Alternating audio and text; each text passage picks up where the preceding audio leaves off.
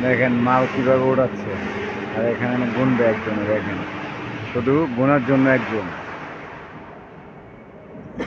দেখেন কি সিস্টেমের মেশিনটা, দেখেন কিভাবে চুমুক দিয়ে ধরেছে। এটা উপরে মাথা দেখলে আরো সুন্দর লাগবে, দেখেন উপরের সাইজটা দেখেন, দেখেন কত সুন্দর। এই দেখেন গাড়ি লোড দিচ্ছে,